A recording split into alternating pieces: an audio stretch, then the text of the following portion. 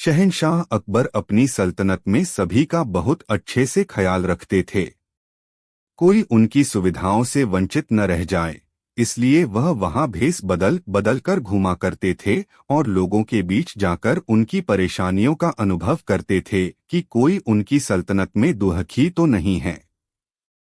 अकबर एक बहुत ही अच्छे शहंशाह थे। एक दिन शहंशाह अकबर अपने दरबार में अपने बेटे को गोद में खिला रहे थे। अकबर का बेटा बहुत खूबसूरत था। लोग उसे देखते ही तारीफ किए बिना नहीं रहते थे। जब अकबर अपने बेटे को खिला रहे थे तो दरबार में बैठे सभी लोग उसकी तारीफ करने लगे। दरबारी जहांपनाह, आपका बेटा दुनिया का सबसे खूबसूरत बच्चा है। शहजादे जैसा दुनिया में और दूसरा कोई बच्चा नहीं है। अकबर, हाँ, मुझे भी ऐसा ही लगता है। शहजादे जैसा कोई नहीं, वह सबसे खूबसूरत है। दरबारी, हाँ हाँ, जहांपनाह, बिल्कुल। अकबर, तुम क्या कहते हो? बीरबल, तुम्हें क्या लगता है? क्या हमारा शहजादा दुनिया का सबसे खूबसूरत बच्चा है? बीरबल, जहांपनाह, मुझे ऐसा नहीं लगता, लेकिन मैं यह नहीं कह रहा कि शहजादे खूबसूरत नहीं हैं। अकबर, क्या तुम्हें ऐसा लगता है कि हमारे शहजादे खूबसूरत नहीं हैं? बीरबल, नहीं जहांपनाह, मैंने ऐसा तो नहीं कहा। मेरी बात को आप गलत मत समझिए। मेरे कहने का मतलब है कि शहजादे खूबसूरत तो हैं, लेकिन पूरी दुनिया में सबसे खूबसूरत हैं। मैं इस बात को नहीं मानता। अकबर, क्या तुम्हारे कहने का मतलब है कि शहजादे पूरी दुनिया में सबसे खूबसूरत नहीं हैं? बीरबल, जी जहांपनाह, मेरे कहने का वही मतलब है। मुझे लगता है दुनिया में शहजादे ही ऐसे नहीं हैं जो सबसे खूबसूरत हैं। अकबर, बीरबल, आज तुमने हमारे दिल को बहुत ठेस पहुंचाई है। तुम साबित करके दिखाओ कि शहजादे से भी ज्यादा और कोई खूबसूरत बच्चा है, उसे हमारे सामने पेश करो। बीरबल, जी जहांपनाह, मुझे लगता है और मुझे पूरा भरोसा है, मैं इस बात को साबित कर सकता हूँ। अकबर, जाओ तुम इस बात को साबित करके दिखाओ और तब तक मुझे अपनी शक्ल मत दिखाना। फिर क्या था? बीरबल शहजादे से भी ज्यादा खूबसूरत बच्चे की तलाश में निकल गए। फिर कुछ दिनों बाद बीरबल दरबार में हाजिर होते हैं। अकबर, आओ बीरबल, तुम आ गए। क्या तुम्हें शहजादे से ज्यादा खूबसूरत बच्चा मिला? तुम खाली हाथ लौटे, अब तो तुम मानते हो न कि शहजादे जितना खूबसूरत और कोई नहीं। बीरबल, जहांपनाह, मैं यह बताने दरबार में आया हूं कि मैंने शहजादे से खूबसूरत बच्चा ढूंढ लिया है। अकबर, क्या ढूंढ लिया है तो उसे दरबार में क्यों नहीं लाए? वो यहाँ क्यों नहीं आया? बीरबल, जहांपनाह, मैं उस बच्चे को तो यहाँ नहीं ला सका, लेकिन मैं आपको वहाँ जरूर ले जाऊंगा ताकि आप कुछ समझ पाएं। अकबर, क्यों बीरबल, बच्चा यहाँ क्यों नहीं आ सकता? अच्छा ठीक है, मैं ही वहाँ जाऊंगा, हम कल सुबह ही वहाँ जाएंगे। बीरबल, जी जहांपनाह, हम कल सुबह ही वहाँ जाएंगे। लेकिन जहांपनाह, हमें वहाँ पर भेस बदल कर जाना होगा। अकबर, ठीक है बीरबल। शहंशाह अकबर और बीरबल अगली सुबह ही उस बच्चे के पास जाते हैं। वो बच्चा बहुत ही गरीब होता है और छोटी सी झोपड़ी में रहता है और वह वहां मिट्टी में खेल रहा होता है। बीरबल, जहांपनाह, वो रहा दुनिया का सबसे खूबसूरत बच्चा। अकबर, क्या तुम्हारा दिमाग खराब हो गया है जो इतने बदसूरत बच्चे को दुनिया का सबसे खूबसूरत बच्चा बता रहे हो? यह बात सुनकर बच्चा बहुत जोरों से रोता है। उसी समय उस बच्चे की माँ उस झोंपड़ी से निकलकर बाहर आती है। अकबर की यह बात सुनकर वह अकबर से कहती है, तुम्हारी हिम्मत कैसे हुई मेरे बच्चे को बदसूरत कहने की? मेरा लाल दुनिया का सबसे खूबसूरत बच्चा है। आज के बाद तुमने ऐसी बात कही तो मैं तुम्हारी हड्डी पसली तोड़ दूंगी। चले जाओ यहाँ से, आज के बाद अपनी सूरत मत दिखाना। उस बच्चे की माँ यह बात कहकर बच्चे को जोर जोर से खिलाने लगी। अरे अरे, मेरा लाल, मेरा बच्चा दुनिया का सबसे खूबसूरत बच्चा है। उस औरत की यह बात सुनकर अकबर बिल्कुल खामोश हो गए। बीरबल, कुछ समझ आया जहांपनाह? अकबर, हाँ बीरबल, मैं अच्छी तरह समझ गया। बीरबल, माँ बाप के लिए उसका बच्चा चाहे कैसा भी हो, वो उसके लिए दुनिया का सबसे खूबसूरत बच्चा होता है। अकबर, तुम सही कह रहे हो बीरबल, हर माँ बाप के लिए अपना बच्चा खूबसूरत होता है। बीरबल, मेरे कहने का मकसद सिर्फ इतना था कि आप दुनिया की चापलूसी में न फंसकर शहजादे को अच्छी तालीम दें। मैं तो सिर्फ आपका भला चाहता हूँ। अकबर, बीरबल, तुमने एक बार फिर यह साबित कर दिया कि तुम हमारे सच्चे दोस्त हो। तुमने बिना डरे हमें इस बात को समझाया। बहुत खूब बीरबल, बहुत खूब। बीरबल, शुक्रिया जहांपनाह। एक बार अकबर ने बीरबल से कहा, जिस तरह राम के जीवन संघर्षों को लेकर अमर आख्यान रामायण के रूप में लिखा गया, उसी तरह मेरे जीवन वृत्त पर आधारित अकबरायण लिखा जाना चाहिए। यह काम तुम्हें कराना होगा, चाहे जैसे करा। इस कार्य पर जो भी व्यय आएगा वह तुम्हें राज्यकोष से प्राप्त हो जाएगा। बीरबल ने बहुत सोचने समझने के बाद अकबर से कहा, जहांपनाह, अकबरायण तो लिखवा लूंगा, लेकिन इस पर कितना खर्च आएगा यह अभी से बता पाना बहुत कठिन है। हाँ, फिलहाल मुझे 4 माह की सवैतनिक छुट्टी और अकबरायण के लिए 20,000 रुपये दिलवा दें। मैं आज से ही काम में जुट जाऊंगा।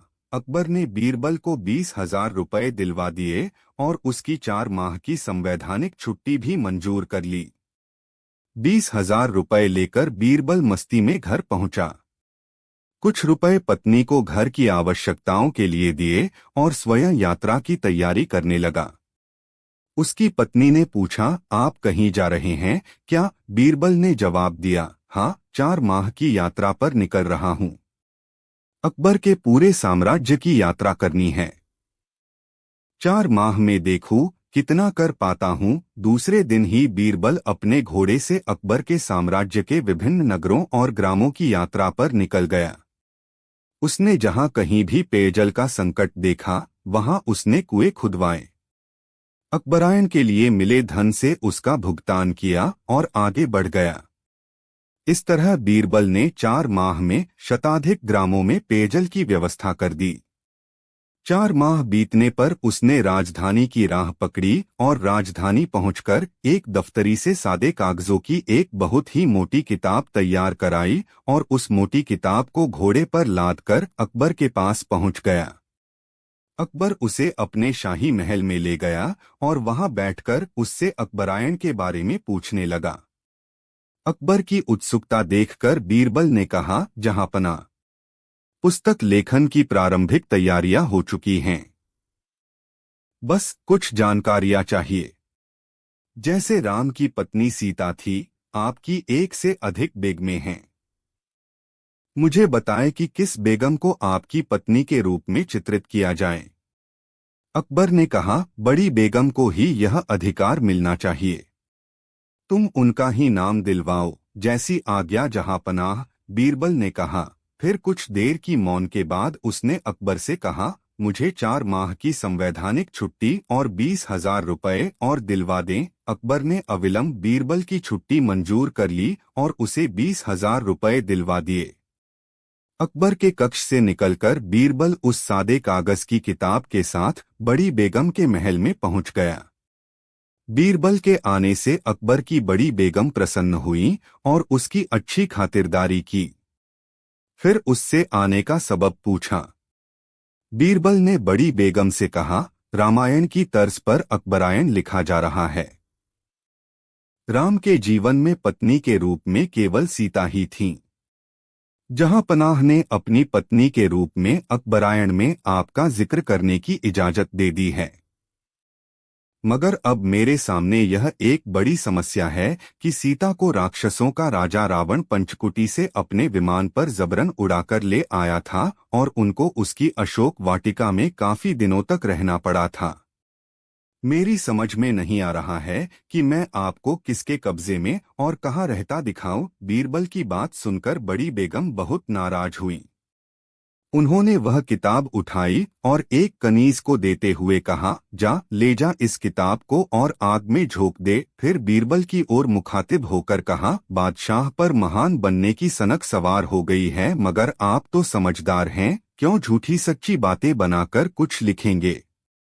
बंद कीजिए यह लिखना बिखना। मैं बादशाह को समझा लूंगी। बीरबल तो यही चाह रहा था, क्योंकि उसकी सादी किताब का वजूद नहीं था।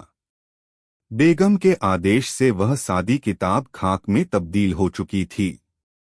बड़ी बेगम के पास से उठकर बीरबल फिर अकबर के पास मुंह लटकाए पहुंच गया और बड़ी बेगम द्वारा किताब जलवा देने का वाकया सुना दिया। अकबर यह सुनकर थोड़ी देर तक हंसता रहा, फिर कहा, बीरबल, उस किताब के जल जाने से तो तुम्हारे काम में कोई अंतर नहीं आ सकता। तुम जिस तरह अकबरायण लिख रहे थे वह मुझे बहुत अच्छा लगा। कई गांवों से लोग आए और उनकी प्यास बुझाने की व्यवस्था कराने के लिए मुझे दुआएं देकर गए। लोग मुक्त कंठ से कह रहे थे, बादशाह हो तो अकबर जैसा। इससे अच्छा अकबरायण भला कौन लिख सकता है। जब तक चाहो घर पर रह लो और फिर अकबरायण के लिए कूच कर जाओ। और पैसों की जरूरत हो तो राजकोष से निकलवा लेना। बीरबल मुस्कुराते हुए 20,000 रुपए के साथ अपने घर की ओर रवाना हो गया। बादशाह अकबर घुड़सवारी के इतने शौकीन थे कि पसंद आने पर घोड़े का मुंहमांगा दाम देने को तैयार रहते थे। दूरदराज के मुल्कों जैसे अरब, पर्शिया आदि से घोड़ों के विक्रेता मजबूत व आकर्षक घोड़े लेकर दरबार में आया करते थे। बादशाह अपने व्यक्तिगत इस्तेमाल के लिए चुने गए घोड़े की अच्छी कीमत दिया करते थे। जो घोड़े बादशाह की रुचि के नहीं होते थे उन्हें सेना के लिए खरीद लिया जाता था। अकबर के दरबार में घोड़े के विक्रेताओं का अच्छा व्यापार होता था। एक दिन घोड़ों का एक नया विक्रेता दरबार में आया। अन्य व्यापारी भी उसे नहीं जानते थे।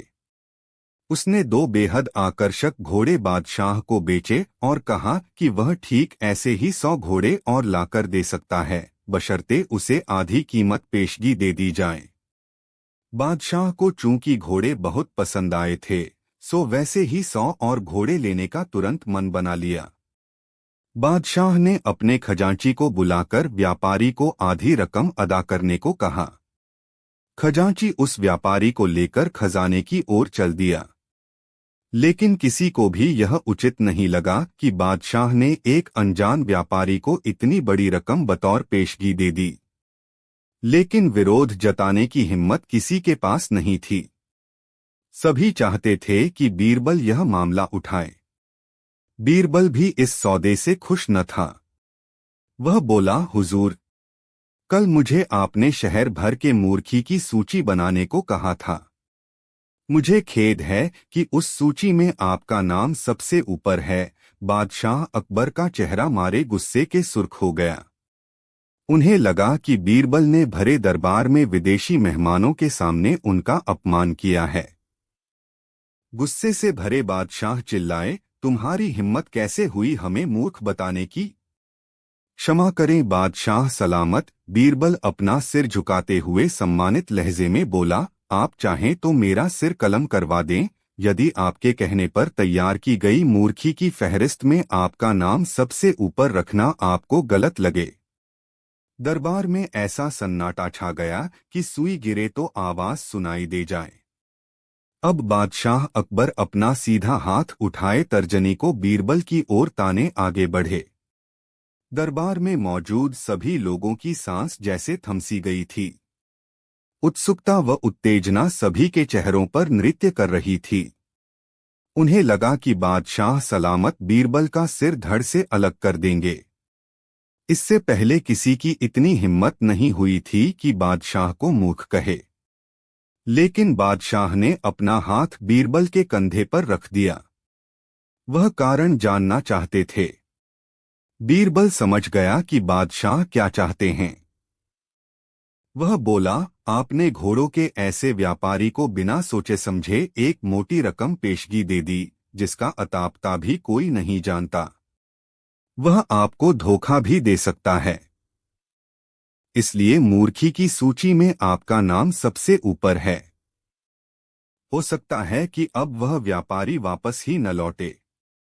वह किसी अन्य देश में जाकर बस जाएगा और आपको ढूंढे नहीं मिलेगा। किसी से कोई भी सौदा करने के पूर्व उसके बारे में जानकारी तो होनी ही चाहिए।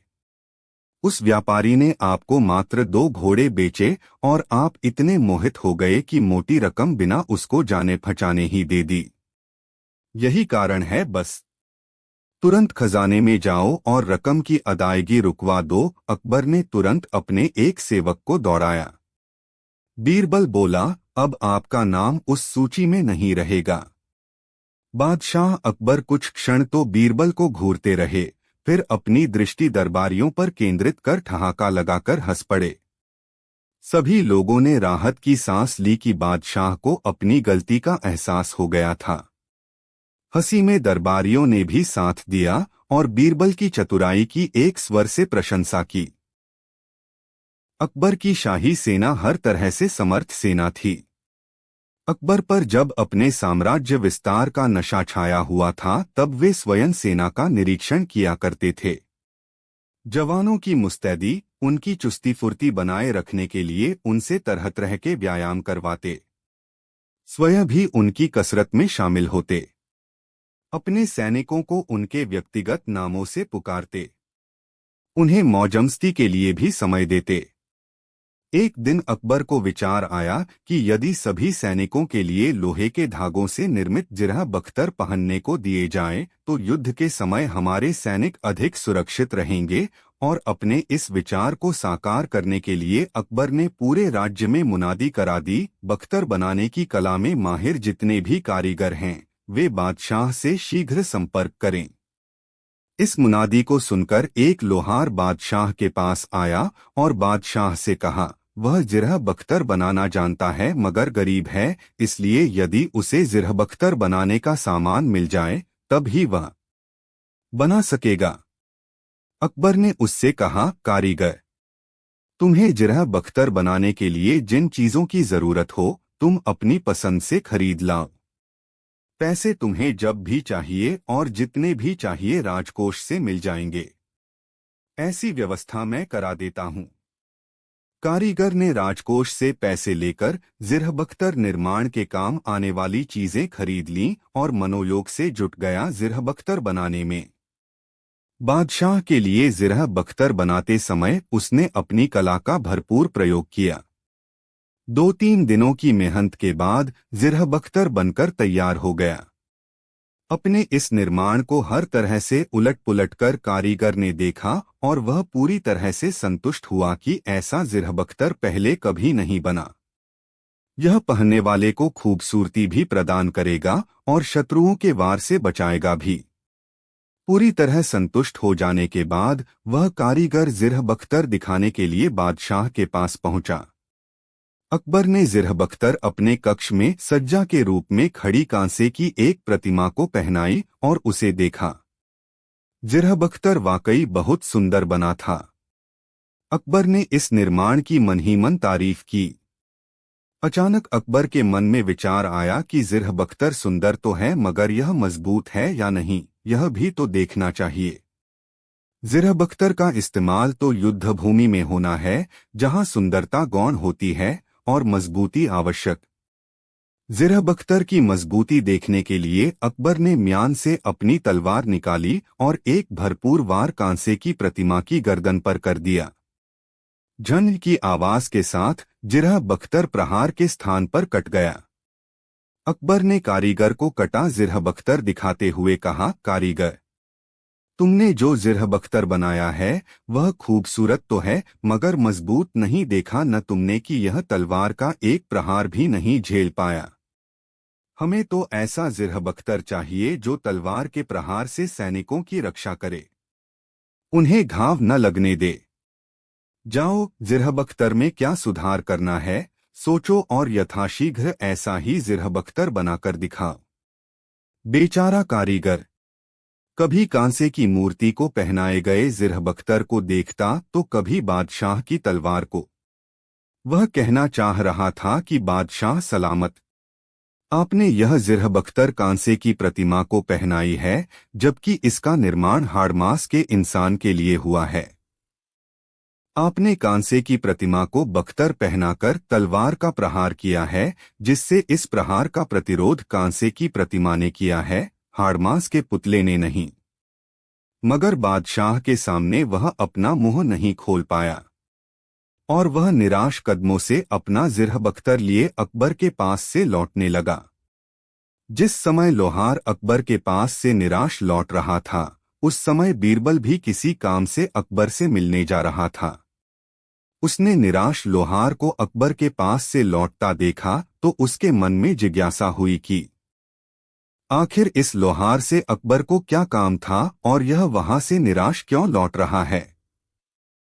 उसने लोहार को रोककर पूछा, क्या बात है भाई, तुम कौन हो और इतने निराश क्यों दिख रहे हो। हुजूर, मैं एक लोहार हूं। बादशाह ने मुझे जिरहबख्तर बनाने का काम सौंपा है। मैंने अपनी कला और हुनर का यथासंभव उपयोग कर यह जिरहबख्तर बनाया, जो सुंदर भी है और मजबूत भी। बादशाह ने यह जिरहबख्तर एक कांसे की प्रतिमा को पहनाकर तलवार का वार कर इसकी मजबूती परखी।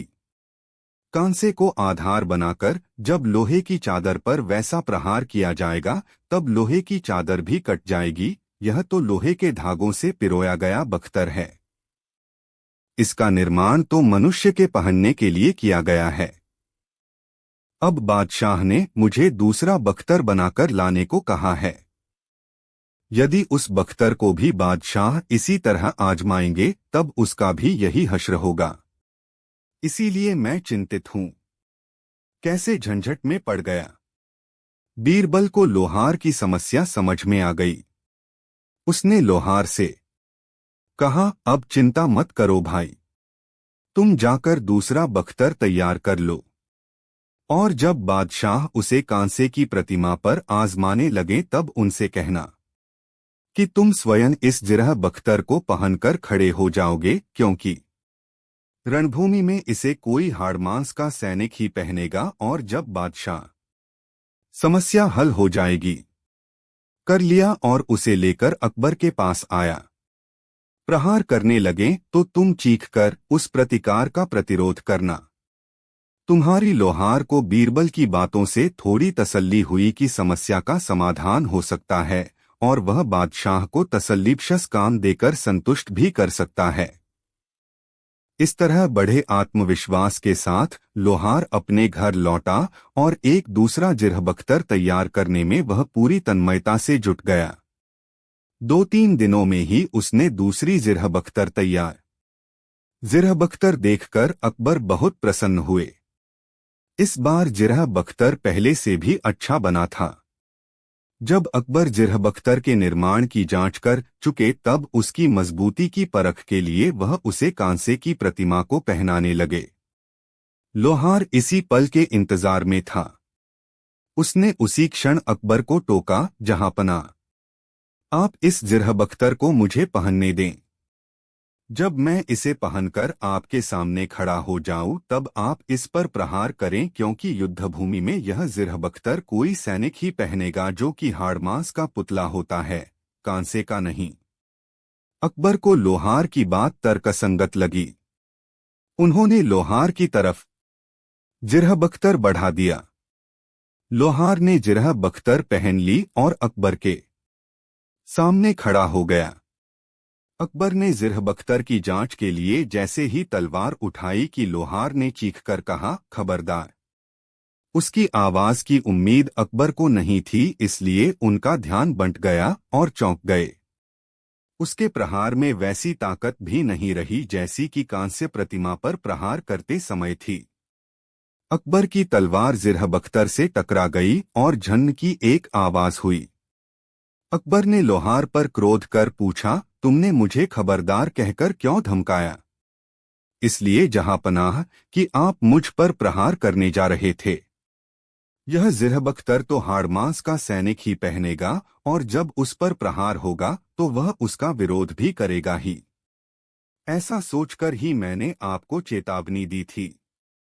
मेरी दूसरी कोई मंशा नहीं थी, लोहार ने कहा। मगर लोहार की बातों से अकबर का क्रोध शांत नहीं हुआ और उन्होंने सिपाहियों को बुलाकर कहा, इस लोहार को कारागार में डाल दो और कल दरबार में पेश करो। बेचारा लोहार गिड़ागिड़ाता रहा मगर सिपाही उसे घसीट कर ले गए। अकबर ने उसकी तरफ देखा तक नहीं। दूसरे दिन दरबार में लोहार की पेशी हुई। बादशाह ने यह मामला बीरबल के पास सुनवाई के लिए भेज दिया।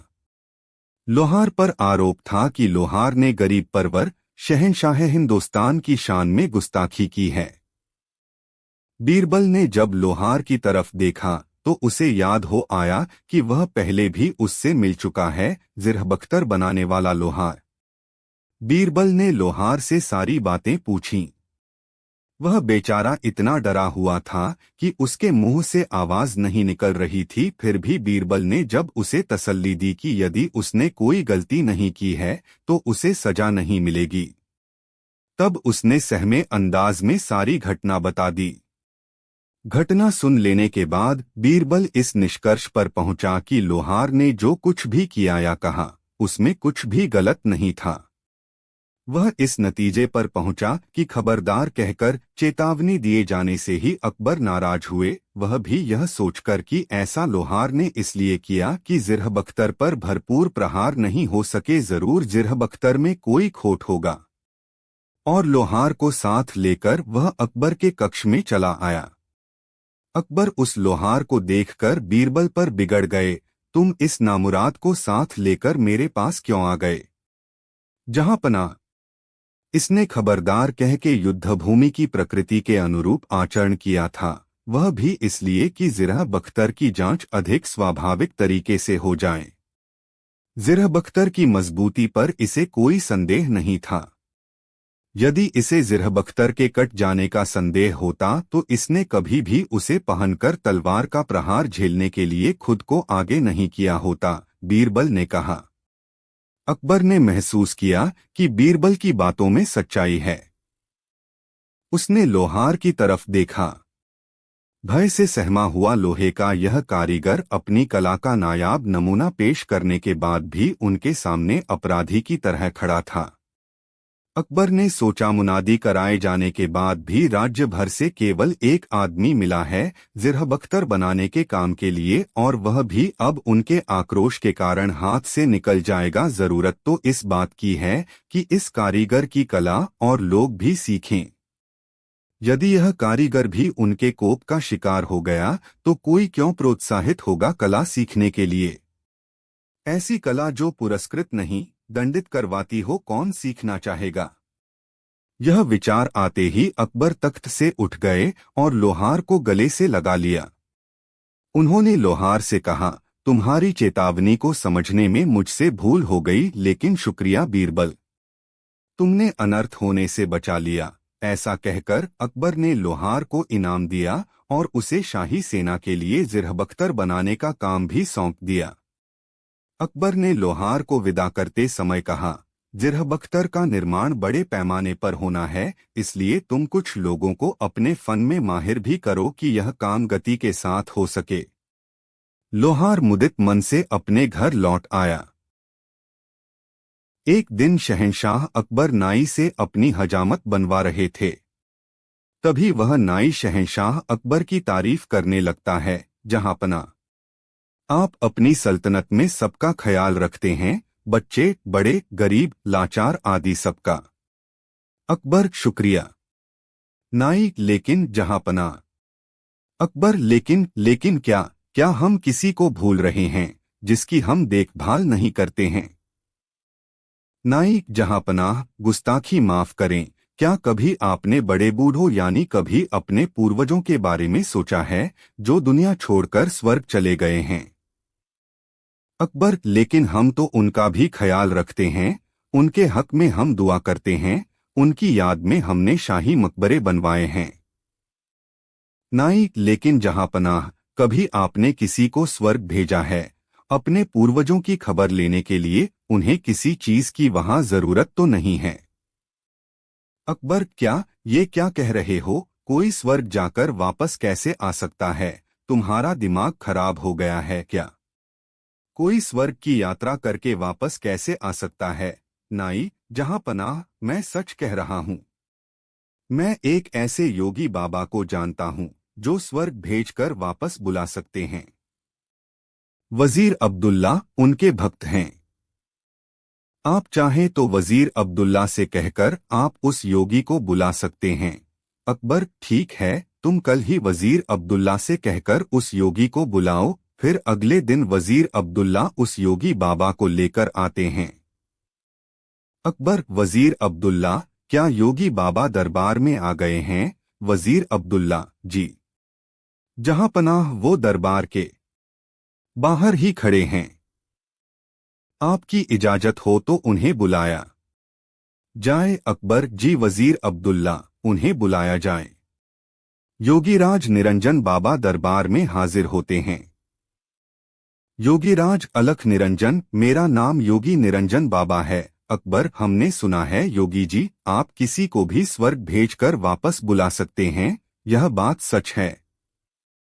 योगीराज, हाँ, मैं किसी को भी स्वर्ग भेजकर वापस बुला सकता हूँ। अकबर, हमें भी अपने पूर्वजों के बारे में जानकारी चाहिए। वह स्वर्ग में कैसे रह रहे हैं?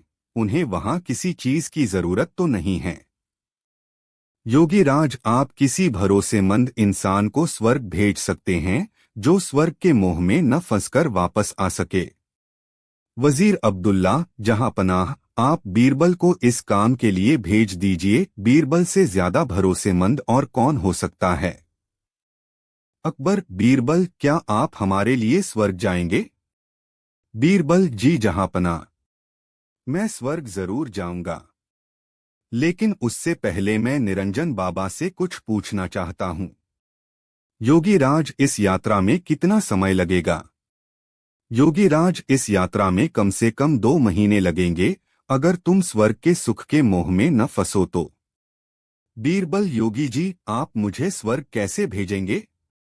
योगीराज, मैं एक पवित्र आग जलाऊंगा, उसमें तुम्हें प्रवेश करना है। वैसे तो यह क्रिया कहीं भी हो सकती है, लेकिन हम इसे गंगा नदी के किनारे करेंगे। बीरबल, जहांपनाह, मैं काफी दिनों के लिए अपने घर से दूर रहूंगा, इसलिए मैं 4-5 दिन की मोहलत मांगता हूँ।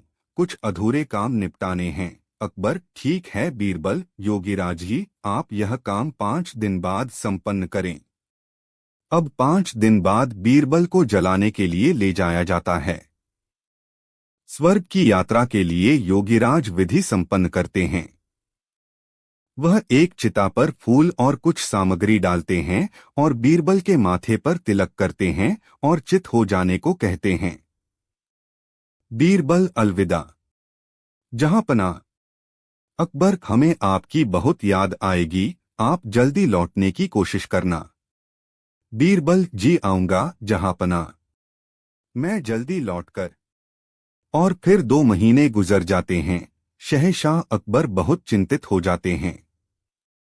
अकबर, हमें बीरबल की बहुत याद आ रही है। 2 महीने गुजर चुके पर बीरबल अभी तक नहीं लौटे, हमें बहुत चिंता हो रही है। योगीराज का क्या कहना है, कब तक बीरबल लौट आएंगे?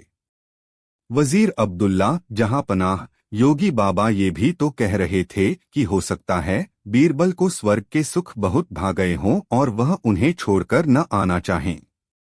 अकबर, नहीं, ऐसा कभी नहीं हो सकता। बीरबल ऐसा कभी नहीं कर सकते, उन पर हमें पूरा भरोसा है। उसी वक्त वहां पर बीरबल आते हैं। उनके लंबे लंबे बाल होते हैं, लंबी सी दाढ़ी। अकबर उन्हें देखकर बहुत खुश होते हैं। अकबर, खुशामदीद। खुशामदीद। हमें आपको देखकर बहुत खुशी हुई, और बताइए स्वर्ग में हमारे पूर्वज कैसे हैं? उन्हें किसी चीज की वहां जरूरत तो नहीं है? बीरबल, नहीं जहांपनाह, उन्हें किसी भी चीज की जरूरत नहीं है। वे वहां बहुत खुश हैं।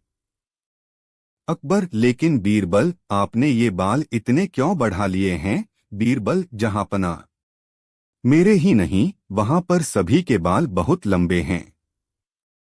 वहां पर कोई नाई नहीं है बाल काटने के लिए, इसलिए उन सभी ने यहाँ पर जो नाई है उसे बुलाने के लिए कहा है, ताकि वो वहां सबके बाल काट सके। अकबर, हाँ हाँ, क्यों नहीं, हम अभी अपने नाई को वहां भेज रहे हैं। योगीराज और वह नाई अभी यहीं पर हैं, वो इस वक्त हमारे मेहमान बनकर रह रहे हैं। हम अभी स्वर्ग भेजने की क्रिया करवाते हैं। योगीराज और उस नाई को बुलाते हैं। वो दोनों दरबार में हाजिर होते हैं। अकबर उनसे कहते हैं, योगीराज, स्वर्ग में नाई की जरूरत है, आप जल्दी से इस नाई को स्वर्ग भेजने की क्रिया शुरू कीजिए। नाई अपने घुटनों पर गिरकर, जहांपना, मुझे माफ कर दीजिए, मुझसे ये सब वजीर अब्दुल्ला ने करवाया था, क्योंकि वह बीरबल की शोहरत से जलते हैं और बीरबल को अपने रास्ते से हटाना चाहते थे, और ये बाबा भी पाखंडी है। पता नहीं बीरबल उस आग से कैसे बच गए, लेकिन मैं नहीं बचूंगा, मुझे माफ कर दीजिए। अकबर, क्या इतनी बड़ी साजिश बीरबल के खिलाफ? सिपाहियों, इस पाखंडी बाबा और इस नाई को ले जाओ और काल कोठरी में डाल दो। और तुम वजीर अब्दुल्ला, मुझे तुमसे यह उम्मीद नहीं थी। मैं अगर चाहूं तो तुम्हें अभी फांसी पर लटका दूं, लेकिन तुमने हमारी कई साल हिफाजत की है, इसलिए हम तुम्हें इस देश से निकाल देते हैं।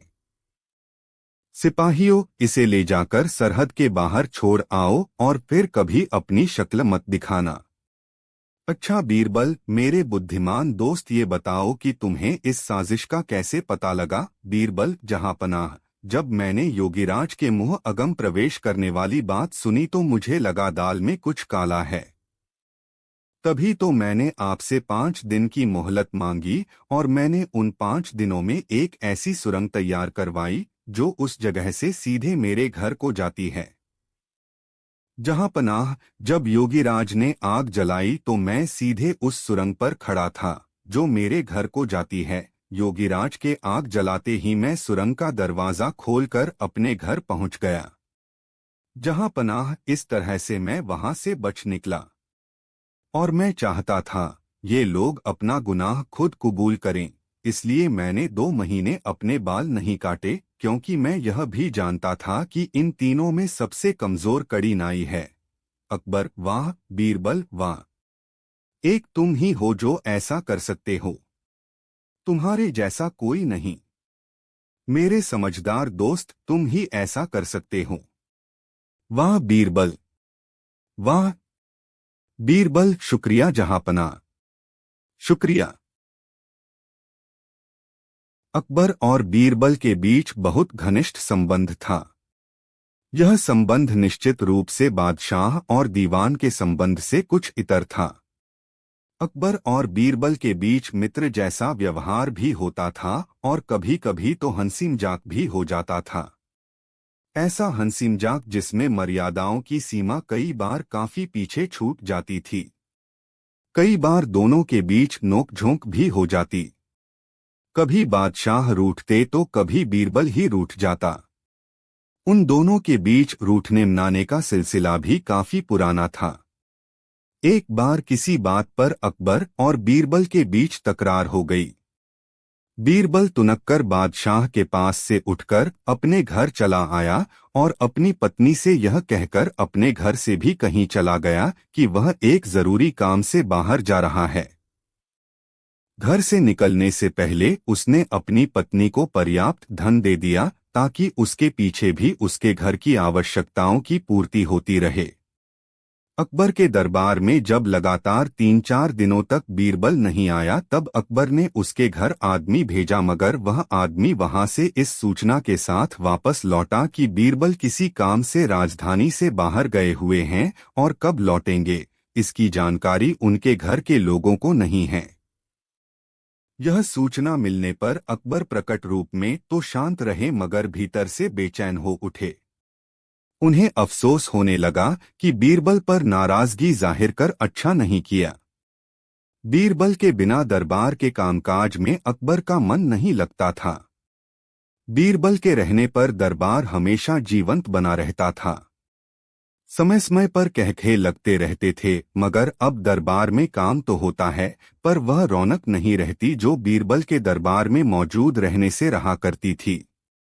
अकबर ने अपने गुप्तचरों को हर दिशा में फैला रखा था और उन्हें विश्वास था कि उनके गुप्तचर बीरबल का पता लगा लेंगे, मगर 3-4 माह बीत जाने के बाद भी बीरबल का कोई सुराग हाथ नहीं आया। एक दिन अकबर ने गुप्तचर प्रमुख को बुलाकर धमकाया, तुम्हारे लोग नकारा हैं। वे जब एक व्यक्ति का पता नहीं लगा सके तब उन्हें इस विभाग में रहने का कोई अधिकार नहीं है। यदि 1 माह के अंदर बीरबल के बारे में जानकारी हासिल नहीं हो पाई तब समझो कि मैं एक की खबर लूंगा।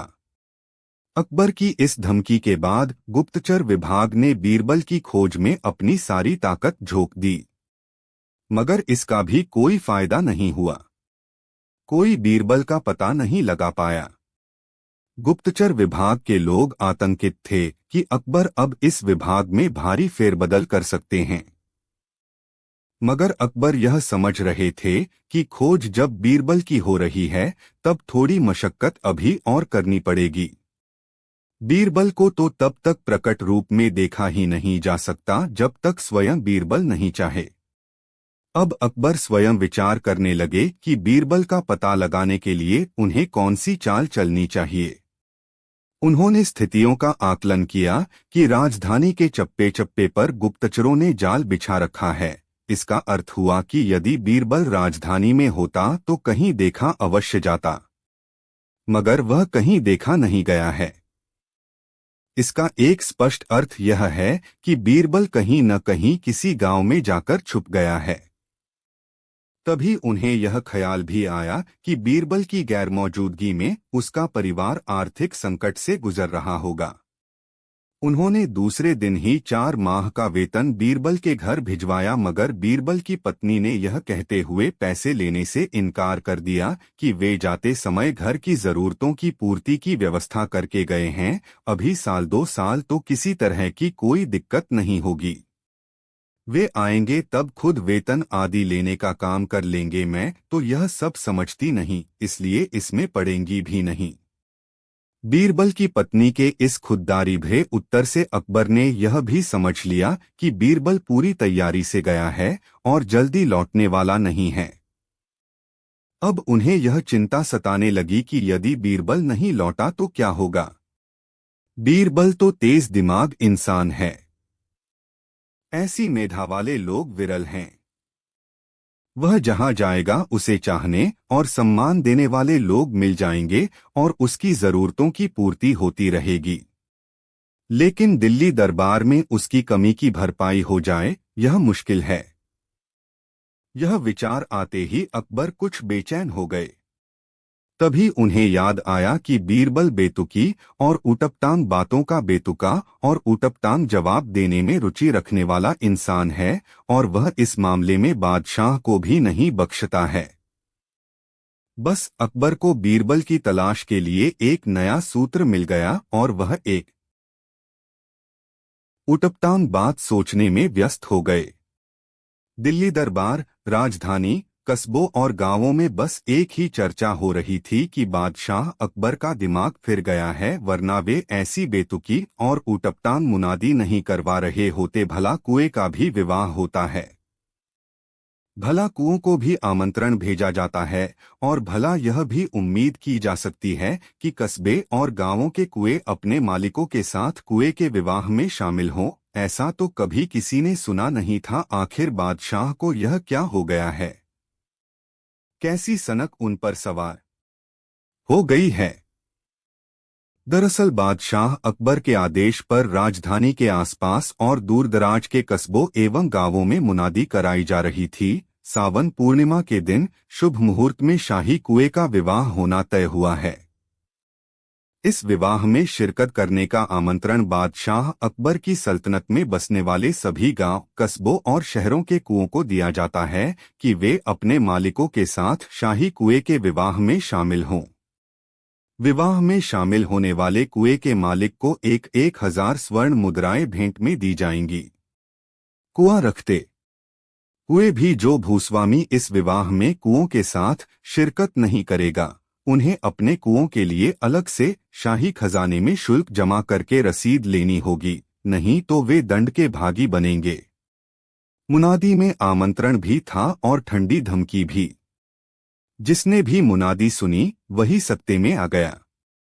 जिनके खेतों या दरवाजे पर कुएं थे, उनके तो डर के मारे हाथ पैर फूलने लगे। किसी ने इससे पहले नहीं सुना था कि कुएं के लिए भी शाही खजाने में रकम भरना पड़ेगा। लेकिन अब स्थिति विचित्र थी, या तो कुएं को शाही कुएं के विवाह में लेकर जाओ या शुल्क भरो। कुएं रखने वाले लोग भागे भागे शाही खजाने के खजांची के पास पहुंचे और कुएं का शुल्क जमा करने की पेशकश करने लगे, मगर खजांची ने उन्हें यह समझाकर भेज दिया कि शुल्क की राशि सावन पूर्णिमा के बाद ही जमा होगी और इसके लिए बादशाह की ओर से फिर मुनादी करा दी जाएगी। अभी वे घर जाएं। बीरबल उस समय राजधानी के निकट के एक गांव के मुखिया का अतिथि बनकर रह रहा था। उसने भी मुनादी सुनी।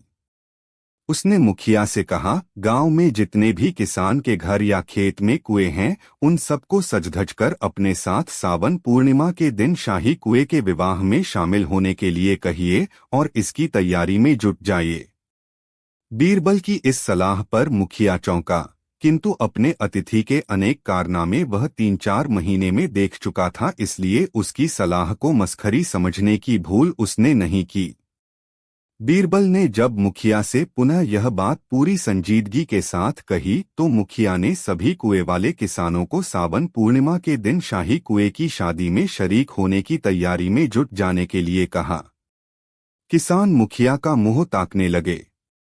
एक ने तो पलटकर कह भी दिया कि जिस तरह बादशाह का दिमाग खराब है, उसी तरह हमारे मुखिया का दिमाग भी चल गया है। मगर मुखिया ने उसकी बात का बुरा नहीं माना और कहा, तुम लोग तैयारी करो, आगे क्या करना है वह भी मैं बताऊंगा। गांव के किसानों को मुखिया की बात माननी पड़ी। सावन पूर्णिमा के एक दिन पहले मुखिया ने चौपाल में कुओं के स्वामियों को बुलाया। उसने लोगों से बताया कि कुएं वाली समस्या के समाधान के लिए उन्होंने अपने अतिथि बीरबल को नियुक्त किया है। वही बताएंगे कि कल शाही कुएं के विवाह में हमारे कुएं कैसे जाएंगे। बीरबल ने उन लोगों को समझाया कि कुएं जहां हैं वहीं रहेंगे। हम लोग राजधानी पहुंचकर बादशाह को खबर भेजेंगे कि हमारे कुएं आपकी राजधानी की सीमा पर हैं। अपने कुओं को अगवानी के लिए भेजें। इससे होगा यह कि बादशाह भी उसी समस्या के शिकार हो जाएंगे जिस समस्या का शिकार आप सब हैं।